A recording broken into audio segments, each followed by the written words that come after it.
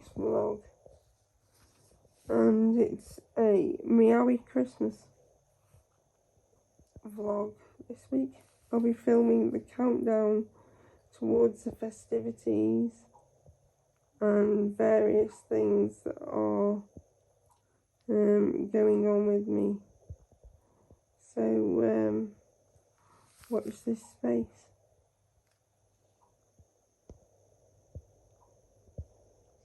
I've had quite an interesting day today, really. I've been listening to podcasts, and because I've had a cleaner in the house and things, I didn't want to disturb him because he might not have liked the same things, so I've been using my headphones. They're always useful.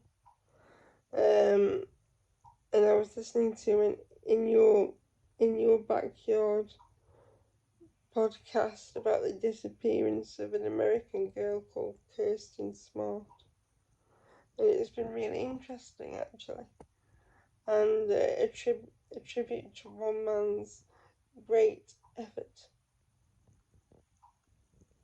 Good morning, guys, and welcome to another brief Christmas countdown. We've got about, I think, 3 more days to go now, and my boiler has just depressurised, so it's quite cold in here. But I've got my lovely fleecy blanket on and my duvet, so I'm just waiting for somebody with the appropriate knowledge to sort out the boiler to arrive. So I'm feeling thankful for ancillary forms of heat. So I will see you in my next clip. Look who we've had a visit on from, guys, on Christmas Eve, which it is now. We have a visit from the wonderful Scout, who's been on a walk in Derbyshire. You have. And Dad's gone next door to deliver my presents. So I'm pleased about that because I was rather stressed about whether they were all going to be delivered on time.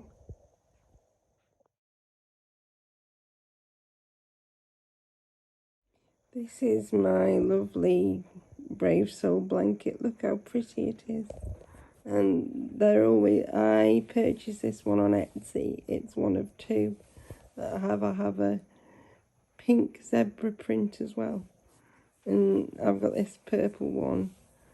Well, just for a change, and because I was planning to get my bedroom decorated this year, and then hospital happened a lot, so I didn't. But this is so warm and snuggly.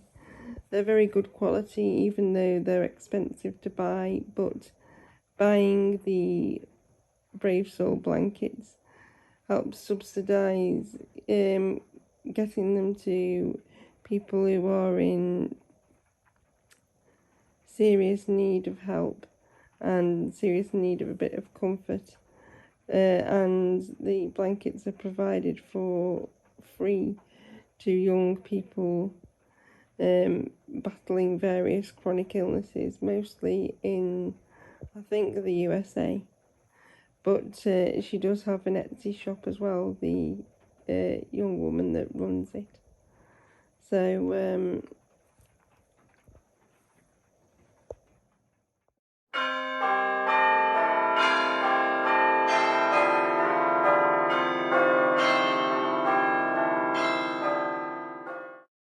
here I am at Dad's on Christmas morning. I'd like to thank my medical team for helping me to be able to sit up for even this long. Thank you very much, you know who you are. And I'd also like to thank my dad for helping us have a wonderful Christmas day. And the food was excellent. Dad and I got each other a small present, and we were sorting out presents for my nephews later in the week, which will be nice to see them. And some presents for Scouty, of course. He made a wonderful job decorating the dining room, and also made a wonderful Christmas lunch. There was a prawn or shrimp cocktail, followed by a traditional turkey dinner. Well, if you are in the UK, historically it was goose, but now we tend to have followed the American tradition of turkey. Hi guys, we've had a bit of a change to Boxing Day plans. Well, in the UK we call the 26th of December Boxing Day, and this is apparently because this was where when you originally gave out Christmas tips to those who you had services from, like because we can very often, or my grandma used to say to me, here's your Christmas box, meaning this was part of your present. So, and that's where the expression comes from. You would give like a tip or a small present to like your paper boy or your milkman, or anybody basically who you have a service from, who you think has done a good job over the year. Like I gave my care staff small thank you gifts, but I gave them before Christmas because now it's become more of a thing that you do it before Christmas. So just thought I'd explain a bit of that. So and my family from out of the area are all sick with a stomach bug at the moment, so but they'll be well enough to come up, they think, tomorrow. So I should be seeing them, which will be nice, because they don't want to pass any illness on to me either, because of there's like a nursing strike and an ambulance strike and all sorts of other problems with healthcare in the UK at the moment, so they didn't think it was wise, and I don't want them travelling for their own sake up a motorway when they're ill, because my family are very precious to me and I like them being alive and well, and we can always see each other another day, like tomorrow. So I've I've left a few presents to open with them tomorrow, but I've opened the ones from other ones from my friends, because I don't want them to have to wait any longer for thanks. And my nephews that live round here, they're all itching to know what I think of their gift, which was an Amazon Echo Show, which was amazing. I wasn't thinking of anything quite that stunning, but I'm quite pleased because I'll be able to have audiobooks, I think, in the lounge, and I might even be able to watch YouTube. I'm not quite sure what it does because I've only got the dot in here, and I think you can link them, and I think you can like drop in on family members, although I tried to do this the other day when I was being dressed by one of the carers while I was needing to communicate that something was running late, and it was refusing to listen to a word I said. So although she does have a potential to misbehave at time, good old Dot over there, but I love her. She's one of my favourite possessions, and she does so much that I would need people to do otherwise, which is good.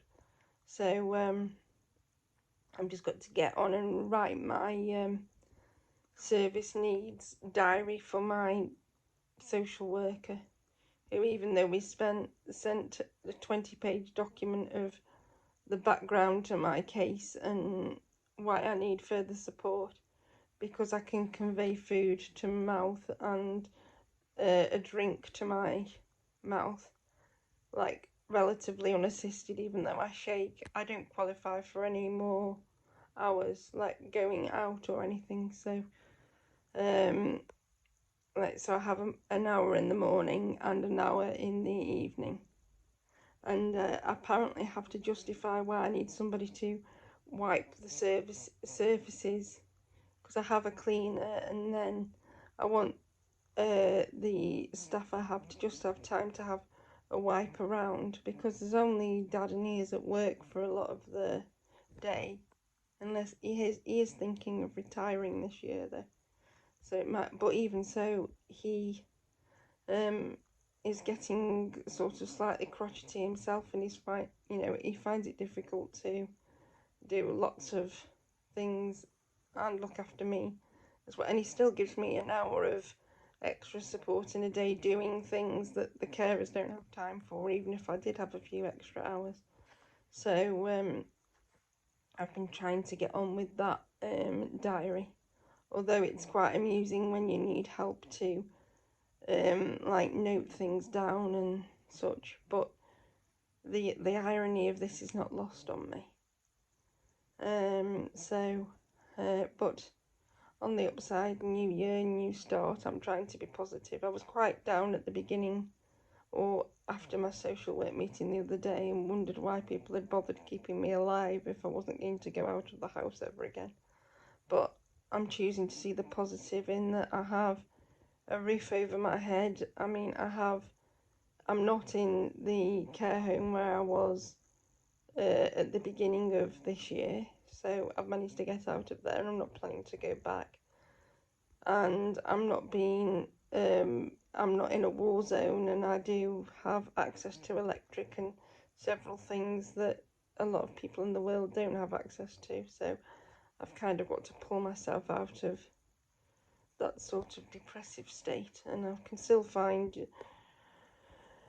enjoyable things to do in the house. It just seems ironic that